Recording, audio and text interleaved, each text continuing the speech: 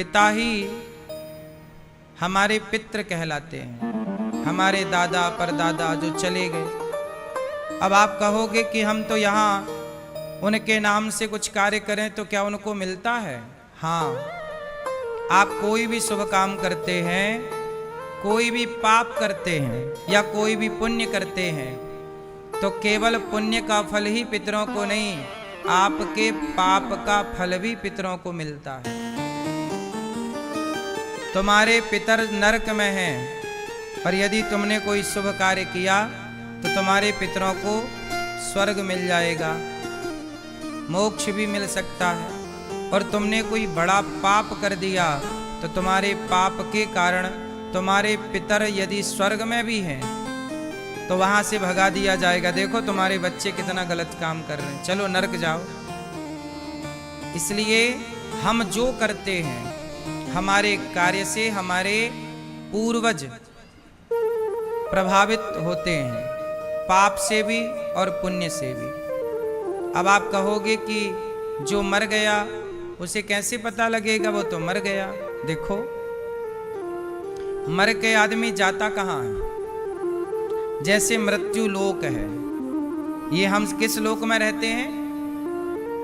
हमारे लोक का नाम क्या है? क्या नाम है? मृत्यु लोक। हम मृत्यु लोक में रहते हैं। ऐसे स्वर्ग लोक है, ब्रह्मलोक है, गौलोक है, उसी तरह एक लोक है जिसे पितृलोक कहते हैं। जब यहाँ से आदमी मरता है तो सीधे पितृलोक में जाता है। पहले उसका यमराज जी के पास हिसाब किताब होता है कि आपका पाप कितना है, पुण्य कितना है। भाई पुण्य है तो मोक्ष मिल जाएगा, स्वर्ग मिलेगा, पाप है तो नरक मिलेगा। और थोड़ा सा पुण्य कम रहा है, जैसे बच्चे जब एग्जाम देते हैं तो परिणाम 3 तरह से आते हैं। परिणाम कितने होते हैं? 3। एक बच्चा पास हो जाता है, एक बच्चा फेल हो जाता है और एक बच्चे की सप्लीमेंट्री आ जाती है। क्यों सप्लीमेंट्री चलती है कि नहीं आज भी? हमारे टाइम पे तो सप्लीमेंट्री आती थी एक विषय में, फिर बाद में सुनने में आया कि 2 विषय में भी आने लग गई। अब क्या चल रहा है सिस्टम? क्यों सप्लीमेंट्री एक विषय में आती है कि 2 विषय में? कितने तक की छूट है? 2 तक की छूट है ना। हमारे टाइम पे एक ही विषय में आती थी। हाँ या ना? सुनो, तो एक बच्चा हो गया पास, आपने अच्छे पुण्य किए तो स्वर्ग चले गए। एक बच्चा हो गया फेल, गलत काम किए तो नरक चले गए। लेकिन एक बच्चा है ना पास हुआ ना फेल हुआ, उसी का नाम है सप्लीमेंट्री, हवा में लटक रहा बेचारा। उसी तरह ये जो पितर होते हैं, पितृलोक, पितृलोक में कौन जाता है? ना तो इनके पास ज्यादा पुण्य थे कि स्वर्ग जा पाए, ना तो इन्होंने इतने पाप किए कि नरक जाएं।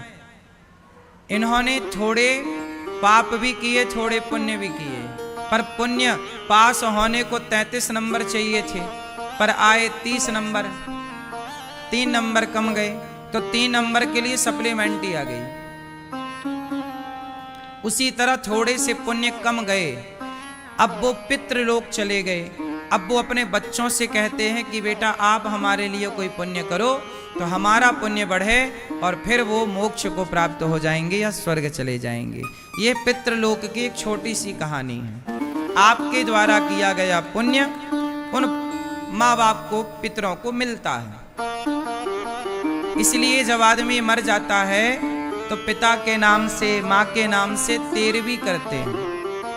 क्या करते हैं? 13वीं का मतलब क्या होता है? 13 दिन में 13वीं होती है। माँ के नाम से 13 ब्राह्मण बुलाए जाते हैं, समाज को बुलाया जाता है, भूखे प्यासे को बुलाया जाता है, सबको अन्नदान कराया जाता है। देखो मर जाने के बाद भी क्या कराया जाता है? अन्नदान। क्योंकि आपके पास कोई पुण्य ना हो पर अन्नदान का पुण्य है, आपने अन्नदान किया है तो उस पुण्य से आप कभी नरक नहीं जाएंगे, सदगति कराएगा अन्नदान। अन्नदान करना सबसे बड़ा पुण्य है। इसलिए जब कोई मरता है तो 13 दिन बाद तेरहवीं होती है। अच्छा, 13 दिन बाद ही क्यों होती है? मरने के तुरंत क्यों नहीं होती? सूतक होता है, फिर साफ सफाई होती है, फिर अस्थियों का गंगा में विसर्जन होता है, फिर वो गंगा जल से घर में छिड़काव होकर के शुद्धि कहते हैं, जैसे साफ शुद्धि कहते हैं। फिर गंगा जली का पूजन होता है, फिर समाज को बुलाकर खवाते हैं। फिर 13 दिन बाद 13वें दिन, जिसे 13वां कहते हैं, कहीं कहीं 12वां भी होता है। 12वें दिन में भी 13वीं होती है, उसे 12वां कहते हैं। तो परंपराएं अलग अलग जगह की अलग अलग हैं, 12वां और 13वां। हमारे यहाँ कहते हैं 13वीं, और अगले साल उसी तिथि पर बरसी होती है, जिसे 12वां बोलते हैं, एक साल बाद। तो 13 दिन बाद ही क्यों होती है, ये सवाल खड़ा हुआ। तो सुनो, इसका भी एक कारण है। जब आदमी मरता है तो मरने के बाद उसका तुरंत हिसाब नहीं होता। 13 दिन बाद कुछ समय तो उसे यमपुरी जाने में लगता है। अच्छा, आपको क्या लगता है जब आदमी मरता है तुरंत मर जाता है? नहीं। आपको एक बात बताएं, जब आदमी मरता है तो तुरंत नहीं मरता।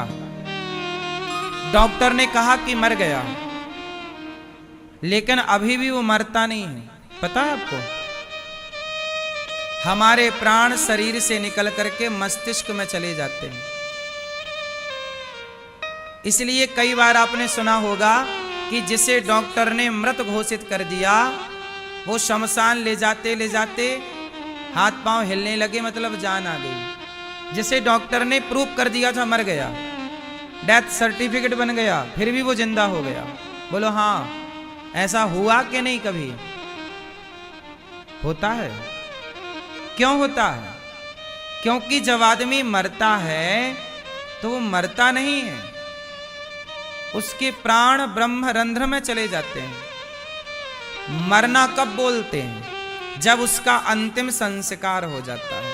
इसलिए हमारे यहाँ कपाल मोचन क्रिया होती है। मरे हुए मतलब चिता पे जब आदमी जलता है तो उसका सिर फोड़ करके घी डालते हैं, हाँ या ना?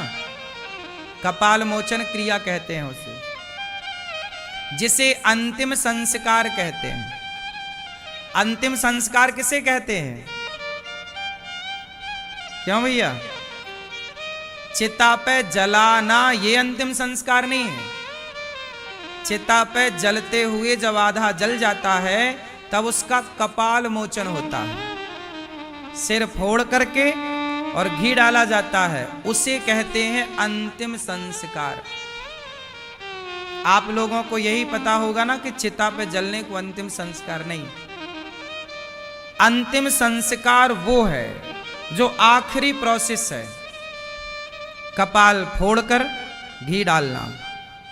क्यों? क्योंकि अच्छा ये बताओ, खोपड़ी क्यों फोड़ी जाती है? उत्तर दो। मुर्दे की खोपड़ी क्यों फोड़ी जाती है? जलते हुए ना चिता पे। आप में से कितने लोगों के यहाँ परंपरा है कि चिता पे सिर फोड़कर उसमें घी डाला जाता है? किसके यहाँ ये परंपरा है? चलो बताओ क्यों है? नहीं जानते? सुनो, कहते हैं कि यदि खोपड़ी फोड़ी ना जाए, साबुत खोपड़ी मिल जाए किसी की, तो साबुत खोपड़ी यदि मिल जाए तांत्रिकों को, एक तांत्रिक लोग होते हैं। कौन लोग होते हैं? तांत्रिक लोगों को यदि खोपड़ी मिल जाए तो वो उस खोपड़ी से ना तंत्र विद्या साधते हैं। जैसे आपने अपने दादाजी को जला दिया और जला के आ गए, लेकिन वो खोपड़ी थोड़ी जलती है। यदि टाइम से कोई उसे निकाल ले तो खोपड़ी साबुत निकल आती है, ढांचा। फिर तांत्रिक लोग उसे ले जाते हैं और अपनी तंत्र विद्याओं को सिद्ध करने में खोपड़ी का प्रयोग करते हैं। क्योंकि तंत्र शास्त्र में खोपड़ी का प्रयोग है, और खोपड़ी यदि ब्राह्मण की मिल जाए तो तंत्र विद्या जल्दी सिद्ध होती है। इसलिए ब्राह्मणों को विशेष रूप से कपाल मोचन का प्रोसेस करना ही चाहिए। मुर्दा भी सुरक्षित नहीं है, समझो आप। यदि उसका भी कोई मिसयूज करना चाहे तो मुर्दे का भी बहुत मिसयूज हो सकता है। बात समझ में आई? इसलिए हमारे पूर्वजों ने कहा कि खोपड़ी फोड़ दो। जब फोड़ दोगे तो खंडित हो जाएगी, फिर वह तांत्रिकों के काम की नहीं होगी। तंत्र विद्या होती है। तांत्रिक लोग क्या करते हैं, खोपड़ी में, हड्डियों में ऐसे ऐसे नहीं घुमाते। आपने टीवी पे देखा होगा, वो तो डेमो है, लेकिन यथार्थ में खोपड़ी का प्रयोग होता है। वो तंत्र विद्या है, तांत्रिक लोग करते हैं। किसी को मारना हो तंत्र से तो मार दिया जाता है, उस खोपड़ी का प्रयोग मारण मंत्र में किया जाता है, जिसे आप लोगों की भाषा में जादू टोना कहते हैं। आप लोगों की भाषा में क्या कहते हैं? जादू टोना। वैसे अब इस जादू टोना को जानने वाले लोग हैं नहीं, लेकिन यदि कोई जानने वाला है तो वो जानने वाला उस खोपड़ी का मिसयूज कर सकता है। इसलिए हमारे यहाँ चिता पर खोपड़ी खंडित की जाती है, तोड़ करके घी डाल दिया जाता ताकि वो जल जाए, और तभी पूर्ण मृत्यु मानी जाती है जब अंतिम संस्कार हो। इसलिए हमारे यहाँ जब कोई मरता है, जैसे किसी की मृत्यु हुई 10वीं तिथि को, उदाहरण जैसे कोई मरा 10वीं तिथि को, लेकिन उसका अंतिम संस्कार हुआ एकादशी को। मरा 10वीं को और अंतिम संस्कार हुआ एकादशी को, तो बताओ उसकी मृत्यु कब मानी जाएगी, 10वीं को कि एकादशी को? हाँ, इसलिए जिस दिन अंतिम संस्कार होता है उसी दिन से उसके पिंडदान की तिथि निश्चित होती है, श्राद्ध की तिथि निश्चित होती है। उसी दिन से 13वें दिन 13वीं की तिथि निश्चित हो। मृत्यु के दिन से 13 दिन नहीं गिना जाता, अंतिम संस्कार से 13 दिन गिना जाता है। इसका मतलब है कि मरा हुआ व्यक्ति अभी मरा नहीं, जब तक उसका अंतिम संस्कार ना हो तब तक पूर्ण मृत्यु नहीं मानी जाती। तो ये हो गया मृत्यु का विधान। अब आगे चलते हैं। 13 दिन बाद ही क्यों होता है प्रोसेस 13वीं का? इसका कारण है कि जब आदमी का अंतिम संस्कार होता है तो अंतिम संस्कार के बाद जैसे आदमी की 13वीं अग्नि हो गई, चिता पे जल गया, तो कहते हैं चिता पे जलने के बाद 13 दिन तक वह प्राणी वही होता है आसपास। यमदूत उसे शरीर से तो निकाल कर ले जाते हैं, पर वह वहीं भटकता रहता है। क्यों? क्योंकि यमराज, यमदूत उसे ये दिखाना चाहते हैं कि देख, जिस परिवार के लिए तो रोता रहा, परेशान होता रहा, अब वो परिवार देख, तेरे बिना तू कहता था कि मेरे बिना क्या होगा, देख तेरे बिना सब हो रहा है कि नहीं। जिस अभिमान में तू जीता था, आपको क्या लगता है मेरे बिना क्या होगा, मेरे बिना क्या होगा? अरे भाई साहब, तुम आराम से मरो, सब बिंदास होगा। क्या रुका है? किसका रुका है? किसी का रुका हो तो बताओ।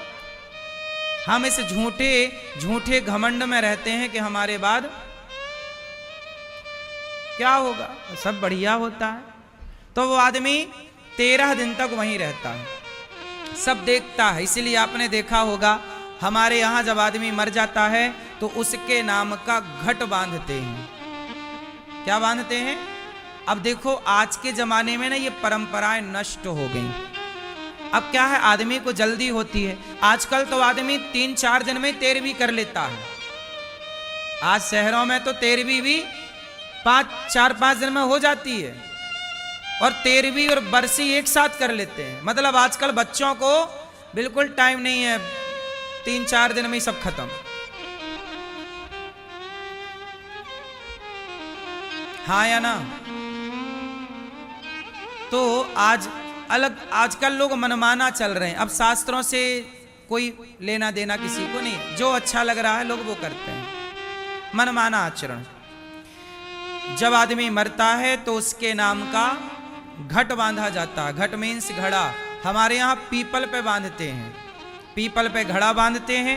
कहा जाता है कि वह जीव प्राणी यहाँ होता है और वह घड़े का पानी पीता है। उस उतने दिन 13 दिन मतलब कुछ दिन, 13वीं दिन तो 13वीं होती है, तो फिर वो 13वें दिन जो जूठन बचता है ब्राह्मणों का, इसलिए 13वीं जब खाओ।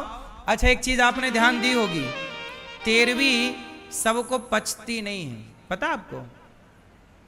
पूड़ी तो पूड़ी होती है, पर 13वीं की पूड़ी गजब की होती है। मुझे सूट नहीं करती कभी, इसीलिए मैं कभी 13वीं इत्यादि नहीं करता, खाता मतलब 13वीं। क्योंकि ब्राह्मण, जब 13 ब्राह्मण बैठते हैं भोजन करने, तो वह अपनी थाली से एक एक पूड़ी निकालते हैं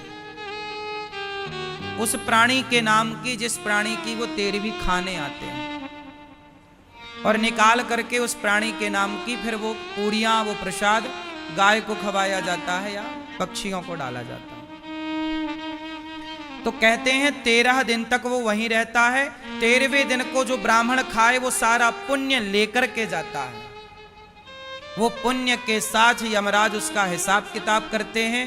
उस हिसाब किताब के बाद उसका पुण्य हुआ तो मोक्ष मिला या स्वर्ग मिला, गलत काम थे उसके ज्यादा तो नरक मिला। अब फिर वो अपने बच्चों से उम्मीद करता है कि आप मेरे नाम से करो, इसलिए उनकी तिथि पर आप लोग गया श्राद्ध करते हैं, पिंडदान करते हैं, तर्पण का। हर बेटे को अपने माँ बाप के नाम का श्राद्ध करना चाहिए, पिंडदान करना चाहिए, तर्पण करना चाहिए। आजकल के बच्चे कुछ मानते ही नहीं, बोले हम तो साइंस के स्टूडेंट हैं, हम ये सब क्यों माने। धर्मराज युधिष्ठिर, अभी मैं यहां बैठा बैठा महाभारत का एक प्रसंग पढ़ रहा था, तो महाभारत के प्रसंग में जब कर्ण मारे गए तो पांडव ना श्राद्ध करने गए गया जी। तब माता कुंती ने कहा कि बेटा तुम अपने कर्ण के नाम का भी एक पिंड दान कर दो और तर्पण कर लो। तो युधिष्ठिर ने कहा कि कर्ण हमारा क्या लगता है, हम कर्ण का श्राद्ध क्यों करें, पिंडदान क्यों करें। तब कुंती माता ने गया में कहा कि धर्मराज, कर्ण तुम्हारा बड़ा भाई था। आज पहली बार पता चला धर्मराज युधिष्ठिर को। धर्मराज रो पड़े कि मां तुमने पहले नहीं बताया कि ये मेरा बड़ा भाई था, वरना मारते क्यों, आपने बड़ा अपराध कर दिया। जाओ हम श्राप देते हैं नारियों को कि आपके मुख में आज के बाद पेट में कोई ऐसी कोई गुप्त बात ठहरेगी नहीं, इसलिए स्त्रियां जल्दी कोई बात पचा नहीं पाती, ये श्राप है। इसलिए स्त्रियों के अंदर भेद नहीं टिकता, वो बता ही देती है ना।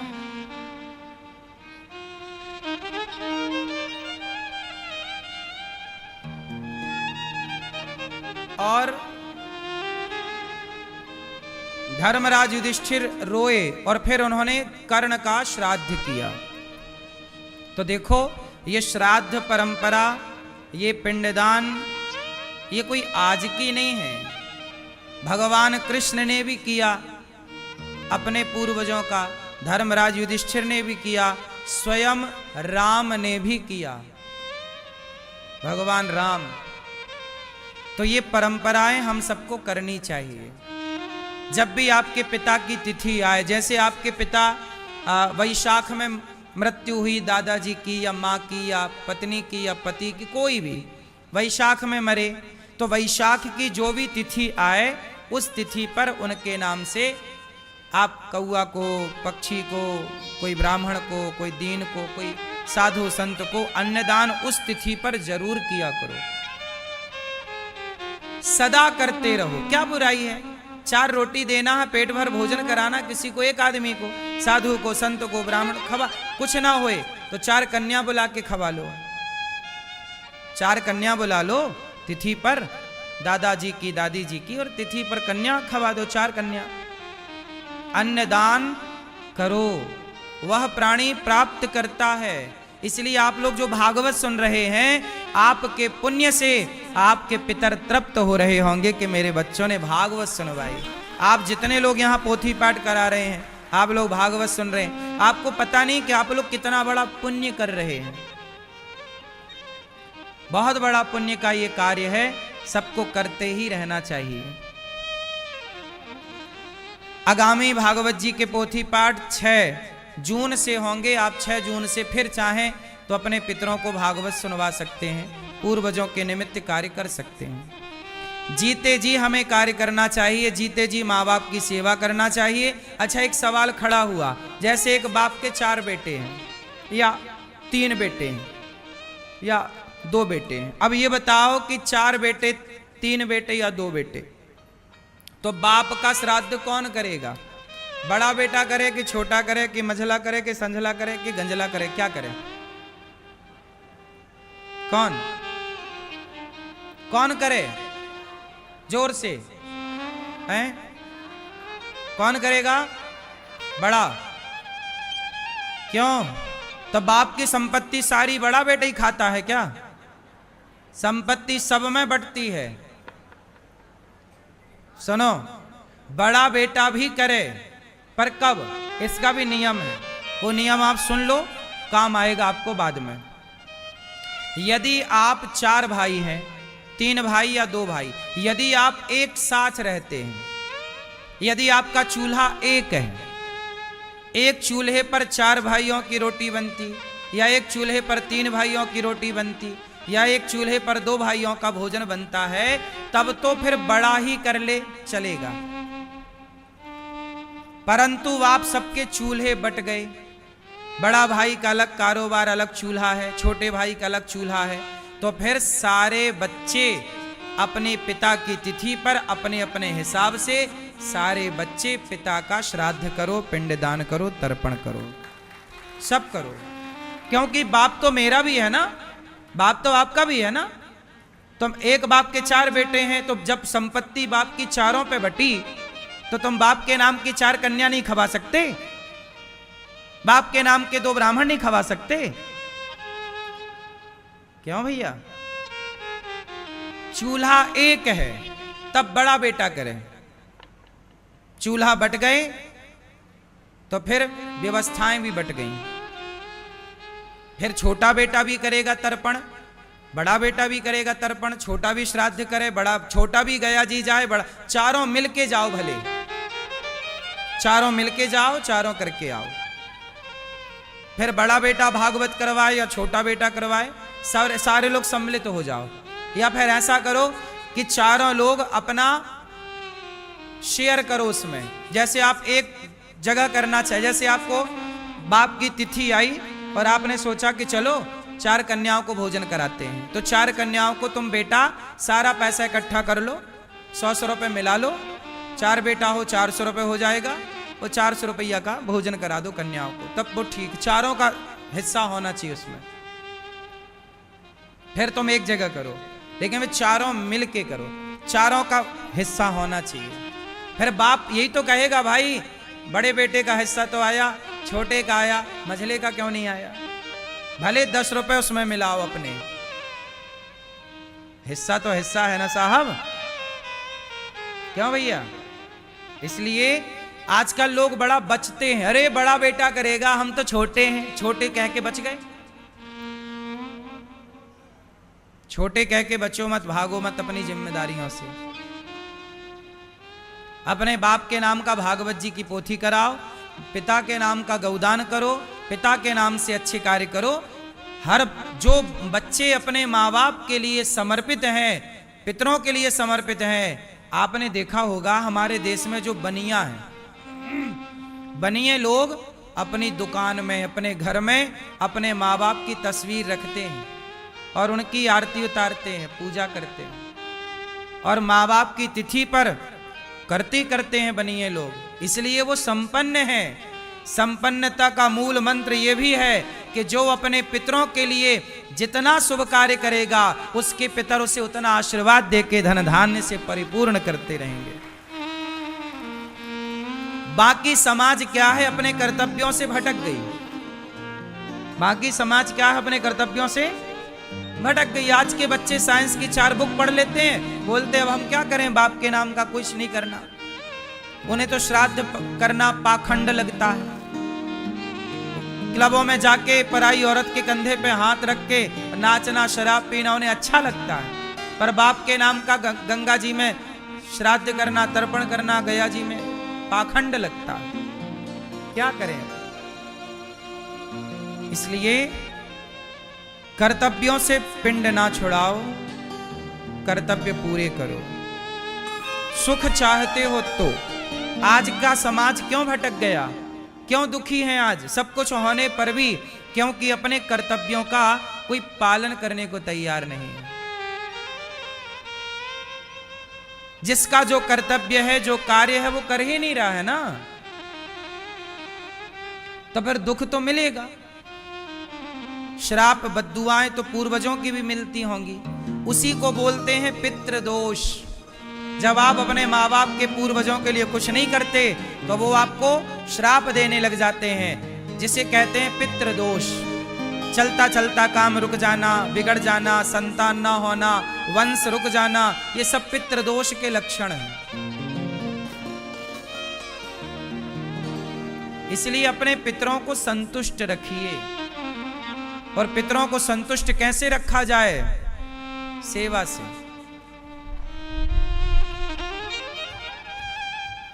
किसकी सेवा?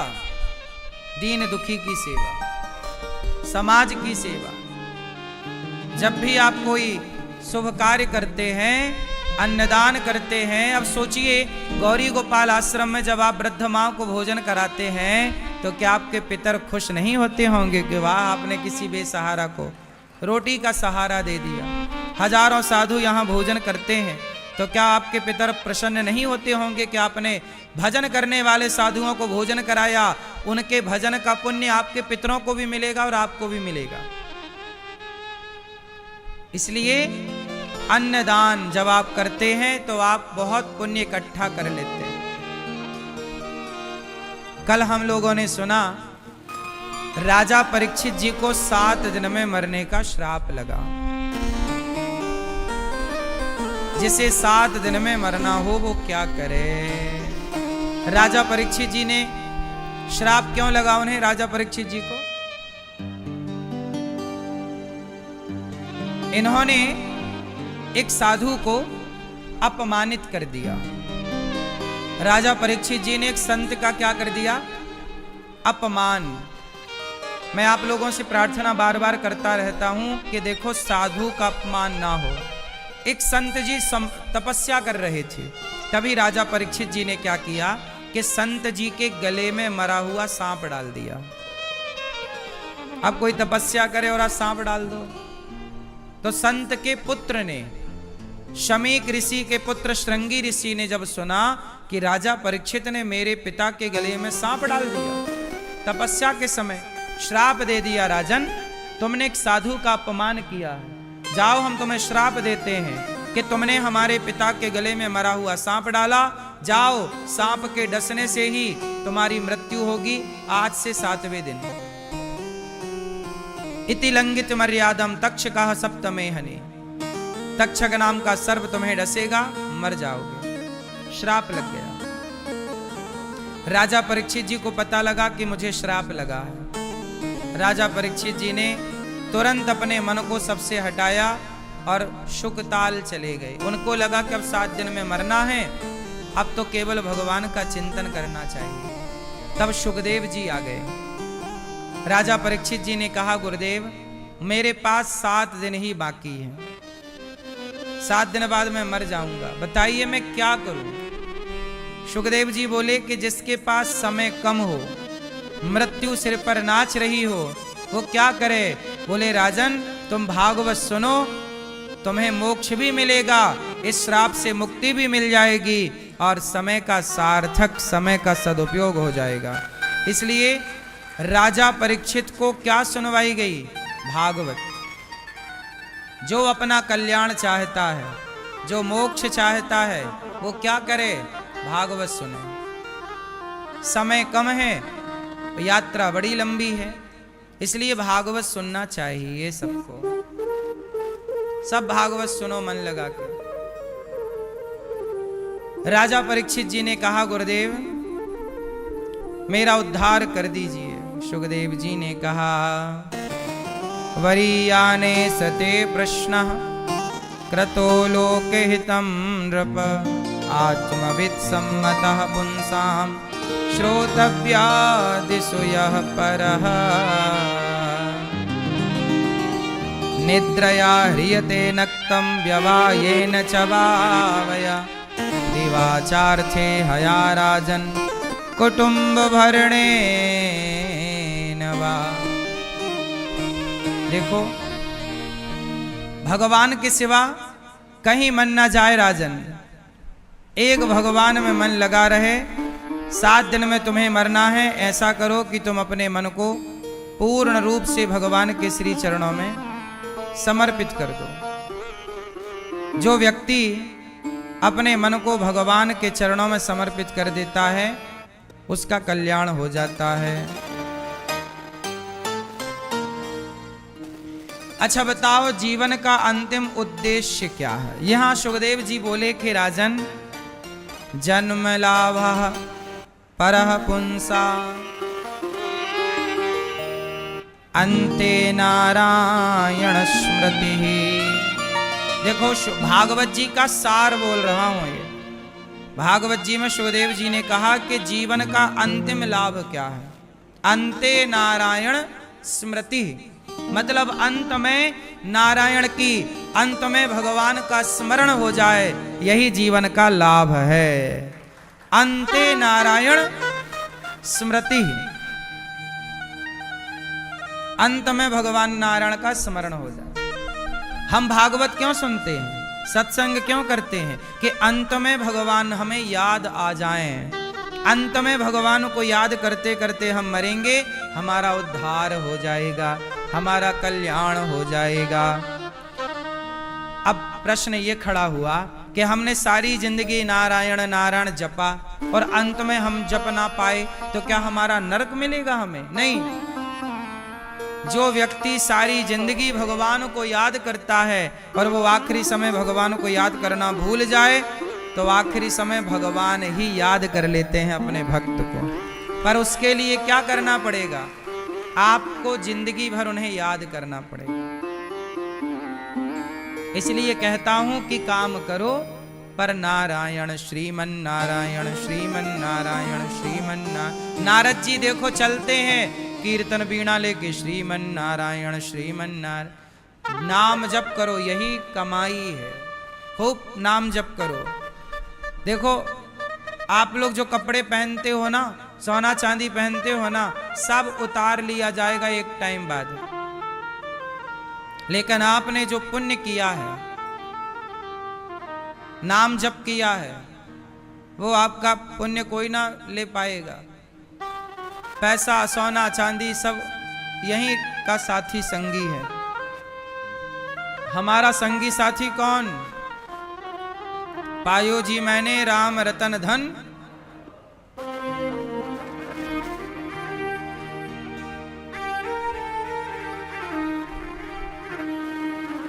तो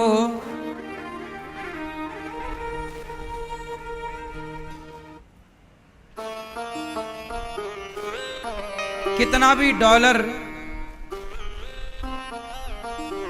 पाउंड में आप कमाओ, लेकिन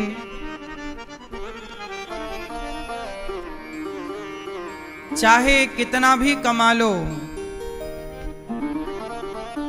डॉलर पाउंड में, जब आप मरेंगे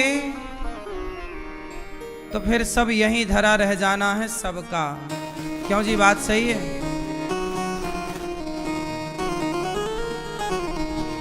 कुछ भी कर लो, अंत में हम सबका कमाया हुआ यहीं रह जाना है।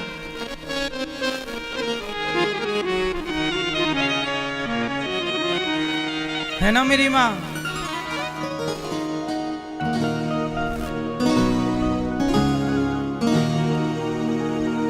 हम जब मरते हैं तो हमारे काम क्या आता है? पाप काम आता है कि पुण्य? इसलिए पुण्य करते चलो। पुण्य जितना करोगे, कागज के टुकड़े यहीं साथ देंगे। भगवान के घर हम चलते हैं ना, तो वहां ये पैसा काम नहीं आता। अमेरिका में भारत का पैसा नहीं चलता, लंदन में भारत का पैसा नहीं चलता। ऐसे भगवान के घर भी यहाँ का पैसा नहीं चलता, कन्वर्ट करना पड़ता ना करेंसी को। उसी तरह आप जब किसी भूखे को भोजन कराते हैं तो आपका पैसा कन्वर्ट हो जाता है पुण्य के नाम पर। और पुण्य, जब पुण्य की करेंसी इकट्ठी होती है तो वही पुण्य आपके संग चलता है ना।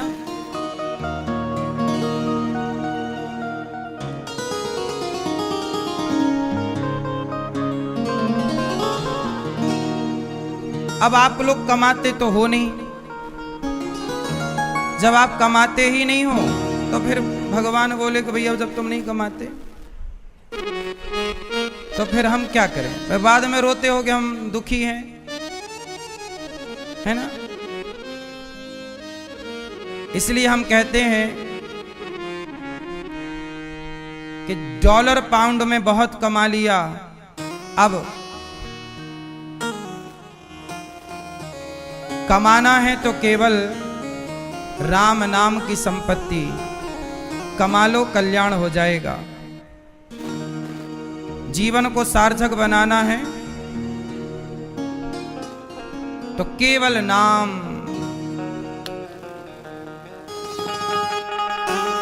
हाँ,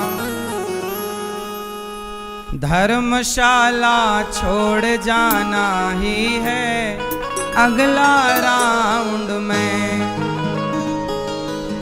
धर्मशाला ये क्या है? धर्मशाला छोड़ जाना ही है अगला राउंड में। तू जितना भी चाहे दौलत कमा ले,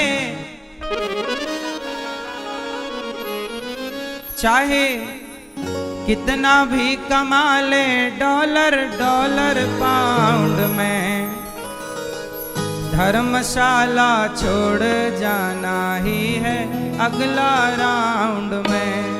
अब चाहे कितना भी कमा लो, आपको छोड़कर तो जाना ही होगा। इस संसार में कोई भी कमाया हुआ साथ में गया, चरैया चरैया जैसे फुदक के यहाँ फुदक के यहाँ, ऐसे ही हम भी आज फुदक के मनुष्य, कल फुदक के 84 लाख योनियों में फुदकते रहते हैं। आत्मा ये क्या है? गौरैया चिरैया, काया गमन का है निश्चित समैया। मरने का समय निश्चित है, चाहे ड्यूप्लेक्स में रहो, चाहे अंडरग्राउंड में। ड्यूप्लेक्स में रहो, चाहे अंडरग्राउंड में, धर्मशाला छोड़ जाना ही है अगला राउंड में। इसलिए ज्यादा लगन ज्यादा मन यहां वहां ना लगाओ। अंते नारायण स्मृति, अंत में भगवान का स्मरण बना रहे। ज्यादा झंझट प्रपंच में ना पड़ो, क्योंकि हमारा हिसाब हमारे बेटे को नहीं देना, हमारा हिसाब हमें देना है। राजा परीक्षित जी ने कहा, सुखदेव भगवान मैं क्या करूं? सुखदेव जी ने कहा, जितासनो जित श्वासो जित संगो जितेन्द्रियः, स्थूले भगवतो रूपे मनः संधारये धिया। अपने मन को कंट्रोल करो। जितासनो जित श्वासो, प्राणायाम करो, सांस को जीतो। हाय हाय से बचो। देखो भगवान का स्वरूप का वर्णन किया सुखदेव जी ने। विराट रूप में क्या है? पाताल भगवान के चरण हैं, तलवे हैं, एड़ियां उनके पंजे रसातल हैं, पेड़ जो भूतल पर हैं ये भगवान के रोम है। ऐसे विराट रूप का वर्णन जब किया, उसके बाद सुखदेव जी कहते हैं, राजन हर व्यक्ति को हाय हाय से बचना चाहिए। सुखदेव भगवान कहते हैं राजन, जो व्यक्ति जितना हाय हाय करता है उतना परेशान होता। जिंदगी को नरक बनाना है तो भागते रहो, हाय हाय करते रहो, और जिंदगी को स्वर्ग बनाना है तो ठहर जाओ। क्यों मैया? नदी में और कुएं में क्या अंतर है? ठहराव किसमें है? जोर से, जोर से। ठहराव कहां है? नदी में ठहराव है? नदी में ठहराव नहीं है, इसलिए नदी एक दिन खारी हो जाती है समुद्र से मिलकर। नदी का पानी समुद्र से मिलकर क्या हो जाता है? बोलो, खारा। नदी में ठहराव नहीं है, इसलिए नदी का जल समुद्र से मिलकर खारा हो जाता है। कुएं में ठहराव है, इसलिए सदा उसका जल मीठा ही रहता है। भला छोटा है पर कभी खारा तो नहीं होता, मीठे का मीठा ही रहता है। इसलिए जीवन में ठहराव हो। ठहराव क्या? जितना ईश्वर ने दिया है बहुत है। एक दिन कुआं से नदी ने कहा, ऐ कुएं आजा, मेरे से मिल जा, मैं तुझे समुद्र बना दूंगी, बड़ा बना दूंगी। मेरी पहचान समुद्र से है, तुझे कोई नहीं जानता। तू मुझ में मिल जा, मैं तुझे समुद्र से मिलाकर बड़ा बना दूंगी। तब कुएं ने कहा, नदी बहन मुझे बड़ा ना बना, मुझे छोटा ही रहने दे। समुद्र बहुत बड़ा है, पर सुन बहन, वो समुद्र इतना बड़ा है पर किसी एक की प्यास बुझाने के काम नहीं आता। मैं भला छोटा हूं, हजारों की प्यास रोज बुझाता हूं। समुद्र बहुत बड़ा है पर किसी के काम नहीं आता, किसी की प्यास बुझाने के काम नहीं आता। कुआं छोटा है पर हजारों की प्यास रोज बुझाता है। इसलिए बहन मुझे इतना बड़ा ना बना कि मैं किसी के काम ना आ सकूं, इतना छोटा ही रहने दे, कम से कम मैं सबके काम तो आता हूं। वो बड़ा इंसान किस काम का जो किसी के काम ही ना आता हो। हम कहते हैं समुद्र की तरह मत बनो कि किसी के काम ना आए, कुएं की तरह बनो, सबके काम आए। बड़ा हुआ सो क्या हुआ, जैसे पेड़ खजूर, पक्षी को छाया नहीं और फल लागे अति। बड़ा हुआ सो क्या हुआ। आप बड़े हैं पर आप बड़े हैं पर किसी के काम नहीं आते, तो ऐसे बड़े होने का फायदा क्या। हम छोटे हैं, काम तो आते हैं सबके, तो जो काम आए वो अच्छा है। कैंची और सुई, कैंची और सुई। दर्जी कैंची से कपड़ा काट कर उसे पांव के नीचे रखता है, जांघों के नीचे, और सुई से बटन लगा करके उसे अपनी टोपी पे रखता है ऊपर। किसी ने कहा, भाई दर्जी, ये सुई को तुम ऊपर रखते हो, कैंची को नीचे रखते हो, क्यों? बोले, कैंची तोड़ने का काम करती है इसलिए नीचे है, सुई जोड़ने का काम करती है इसलिए ऊपर है ना।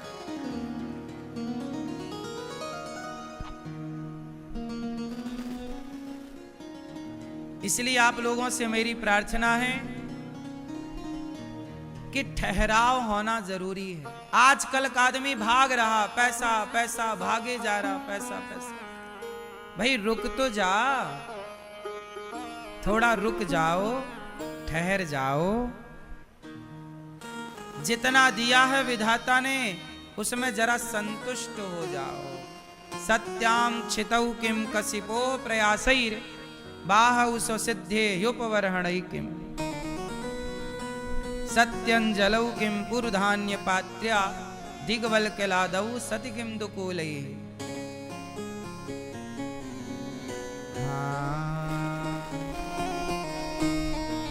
सत्यां छितौ किम कशिपो प्रयासै बाहो स्वसिद्धे उपवरहणै। जितना दिया है, जब जमीन पर सोने से काम चल जाए तो हाय हाय क्यों करना। चीराणी किंपति नशंति दिशंति भिक्षाम। फटे पुराने कपड़े पहन लेने से गुजारा होए तो हाय हाय ज्यादा नहीं। अच्छा बताओ, पैसा कितना कमाना चाहिए जीवन में? मैया क्या बोलती तू? कितना पैसा कमाए बताओ आप। आप लोगों को कितना पैसा चाहिए? क्या सपने हैं आपके? क्यों भैया, कितना पैसा कमाना चाहिए हैं? खूब पैसा कमाना चाहिए।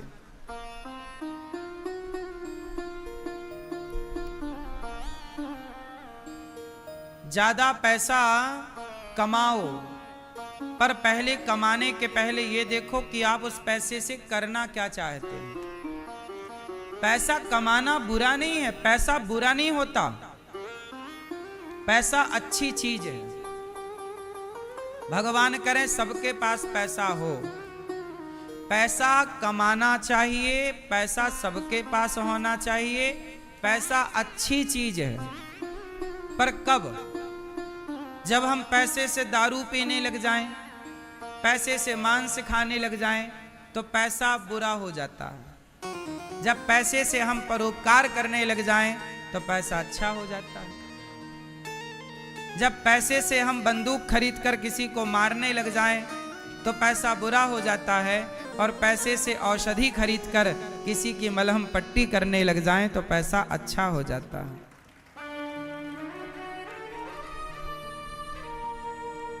पैसा अच्छा हो जाता है तब जब आप किसी की मलहम पट्टी करते हैं। किसी के घाव भरने में यदि आपका पैसा खर्च हो रहा है तो अच्छा है।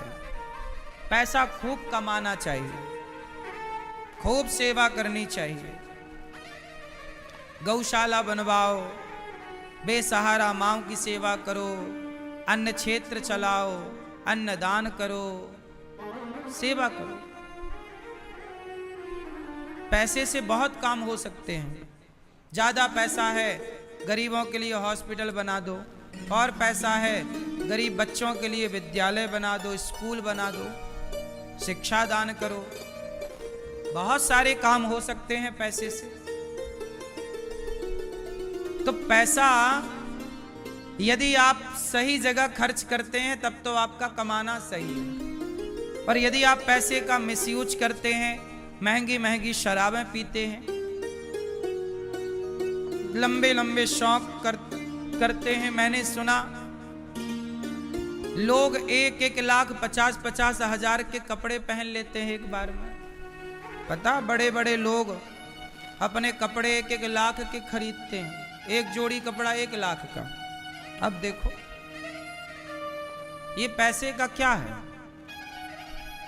दुरुपयोग है। ठीक है, आपके पास है तो आप पहन रहे हैं, हमें कोई आपत्ति नहीं है। पर हम ये कहते हैं कि उस पैसे का सदुपयोग भी किया जा सकता है। क्यों जी, बात सही है कि नहीं? आजकल लोग ना दिखावे की जिंदगी जीते हैं कि वो उसके पास 1 गाड़ी है तो मैं 2 गाड़ी खरीदूंगा, उसके पास 1 बंगला है मैं 2 बंगला बनाऊंगा, उसके पास ये है मैं ये करूंगा, उसके पास ये माताएं भी बड़ा कंपटीशन करती हैं, उसके पास 1 हार है मैं 2 पहनूंगी, उसने 2000 की साड़ी पहनी मैं 5000 की पहनूंगी। सारा संसार कंपटीशन में चल रहा है, दिखावे में चल रहा है। हमें क्या फर्क पड़ना है? हम क्यों आपसे कंपटीशन करें? आप अपने भाग्य का खा पी रहे हैं, हम अपने भाग्य का खा पी रहे हैं, हमें आपसे कंपटीशन क्यों करना? हम जितना काम करें, हम अपने हिसाब से काम करें, अपने हिसाब से कमाएं, अपने हिसाब से खर्चा करें। आपको देखकर हम खर्चा क्यों करें? क्यों? ये तो पागलपन हो गया ना। फिर कि आप अपने हिसाब से नहीं जी रहे हैं, औरों के हिसाब से जी रहे हैं। आपका अपना सुख है ही नहीं, औरों के हिसाब से आप सुखी हो रहे हैं और दुखी हो रहे हैं। बेवजह आप परेशान हो रहे हैं औरों को देख देख के। इसलिए ऐसी आदतें अच्छी नहीं होती। सुखदेव भगवान कहते हैं राजा परीक्षित जी देखो, ज्यादा हाय हाय करने से बचो, जितना ईश्वर दे दें उसमें प्रसन्न रहो। 10 लक्षणों का वर्णन किया। जब भगवान विदुर जी के यहाँ गए और भगवान ने विदुरानी के हाथ के छिलके खाए, सुखदेव भगवान राजा परीक्षित जी को बताने लग गए कि देखो भगवान कितने दयावान हैं, भगवान कितने दयालु हैं कि भगवान विदुरानी के घर जाके 56 भोग दुर्योधन के छोड़कर, दुर्योधन की मेवा त्यागी साग विदुर घर खाई, सबसे ऊंची प्रेम सगाई। मोहन प्रेम बिना नहीं मिलते। विदुरानी के घर भगवान गए और छिलकों का भोग लगाए। देखो भगवान मेवा मिष्ठान नहीं चाहते, आपसे ये चाहते हैं कि प्रेम से हमें जो दो हम वो खाने को तैयार हैं। क्या खाए भगवान? विदुरानी के क्या? छिलके। इसलिए भगवान को भोग क्या लगाएं ये मुद्दा नहीं है, भगवान को भोग किस भाव से लगाएं ये मुद्दा है। भाव अच्छा है तो नमक रोटी भी खाते भगवान, जूठे बेर भी खाते भगवान, कच्चे चावल भी खाते भगवान। भाव है तो छिलके भी खाते भगवान, और भाव नहीं है तो दुर्योधन के 56 भोग भी ठुकरा देते हैं भगवान। बताओ भगवान किसके भूखे हैं? किसके भूखे हैं? किसके? भाव के, प्रेम के। चलो बताओ भाव किसे कहते हैं? आप कहते हैं ना भाव के भूखे भगवान, चलो मान गए। चलो बताओ भाव किसे कहते हैं? प्रेम को। प्रेम किसे कहते हैं? प्रेम और भाव एक ही है, पर्याय है, इसे अलग ना मानो। चलो ये बताओ भाव किसे कहते हैं? किसे? सुनो, भाव किसे कहते हैं? भाव कहते हैं कि जो मैं खा रहा हूं वो पहले भगवान को दिया जाए। क्यों दिया जाए? सब दे रहे हैं भगवान को, भोग लगा रहे नहीं। भोग लगाने के पीछे का भाव क्या है वो समझो। जब आप रोटी खाते हो तो पहले भगवान को भोग लगाते हो कि नहीं? बोलो हाँ। बताओ क्यों लगाते हो? भगवान को भोग लगा के ही क्यों खाना चाहिए? बिना भोग लगाए क्यों नहीं खाना चाहिए? उत्तर दो। आप लोग लगाते, कितने लोग भोग लगाते हैं भगवान को? क्यों लगाते हो? कारण बताओ।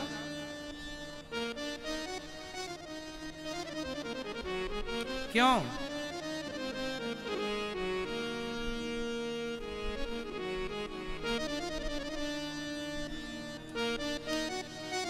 इसलिए भोग लगाते हैं क्योंकि आज हमारी थाली में जो है, दाल है, चावल है, सब्जी है, पकवान है, हे प्रभु ये जो है वो आपकी वजह से है, आपकी कृपा से है। इसलिए जब आपकी कृपा से हमारा पेट भर रहा तो प्रभु पहले आप भोग लगाइए, क्योंकि आपकी कृपा से प्राप्त हुआ। तो उसका तेरा तुझको अर्पण क्या लागे, ये भाव है कि प्रभु ये सब आपका है। जब इस भाव से भगवान को भोग लगाया जाए कि प्रभु ये आपने तो दिया है तो आप ग्रहण करिए पहले। इस पर पहला अधिकार किसका? जैसे भोजन पर पहला अधिकार गैया का होता, पहली रोटी गाय, आखिरी रोटी कुत्ते की, ऐसे आपके बने हुए संपूर्ण प्रसाद पर पहला अधिकार भगवान का है। भगवान को भोग लगाकर फिर गाय को भोग लगाओ। या गाय को भोग लगा लिया तो भगवान को भोग लग गया, दोनों एक बात है। पर पहले जो बनाओ पहले भगवान को भोग लगाओ, फिर वो प्रसादी गैया खाए पहली, आखिरी प्रसादी कुत्ता खा ले, और बचा हुआ प्रसाद आप लोग खा लो। ऐसा है। तो भोग इसलिए लगाते हैं, सब आपका है। भाव किसे कहते हैं? यही तो भाव है कि प्रभु सब आपका है। देखो आप रहते हो घर में, खाते हो, लेकिन आप भाव ये रखते हो कि ये मेरा नहीं है, ये किसका है। अच्छा एक बात बताओ, आपके घर में काम वाली बाई आती होगी।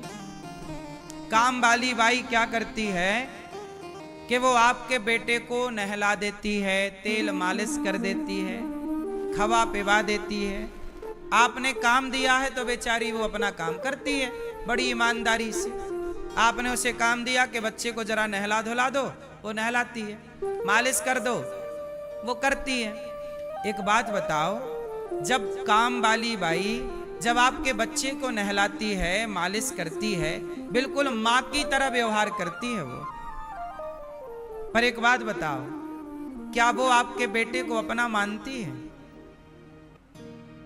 उसका अपना बेटा घर पे होता, पर वो काम करती है आपके घर, तो काम तो करती है ईमानदारी से, बेटे की तरह लाड़ भी लड़ा रही है तुम्हारे बेटे को, प्यार भी कर रही है। पर वो भीतर से ना ये जानती है कि ये बेटा मेरा नहीं, पर देखो काम पूरा कर रही है। उसी तरह आप काम पूरा करो, घर गृहस्थी का, जिम्मेदारी का, पर आप अंदर से ये जानो कि ये संसार, ये घर, ये परिवार, ये व्यापार मेरा नहीं, ये सब भगवान का है। इस भाव को जानकर काम करिए तो आपका सोना, पढ़ना, खाना, बनाना, ये सब कुछ भक्ति हो जाएगी। जब आप ये मान लोगे कि सब कुछ ईश्वर का है, यही तो भाव है। आपका भाव क्या है? आप कहते हो ये घर मेरा है, मेरा भाव ये है कि नहीं ये भगवान का, यही तो भाव है। सब जगह ईश्वर को मानना, ईश्वर में समर्पित रहना, यही ना भाव भगवान को अच्छा लगता है। तो भगवान बड़े दयालु हैं। विदुरानी के घर जाते हैं और काकी बड़ी भूख लगी है, क्या बनाया है आपने? काकी रसोई गई, वहां साग पक रही थी। काकी जी ने कहा ये सूखी साग बिना नमक मिर्ची मसाले की कन्हैया को खवाऊंगी, क्या सोचेगा कि देखो ये सूखी साग। बेचारी काकी बगीचे से केला तोड़ कर ले आई, बैठ गई। कन्हैया कह रहे हैं काकी जी बड़ी भूख लगी है।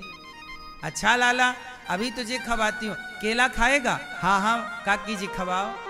तो भगवान के आगे बैठी है विदुरानी, टुकुर टुकुर देख रही है कन्हैया को, केला छीलती जाती है।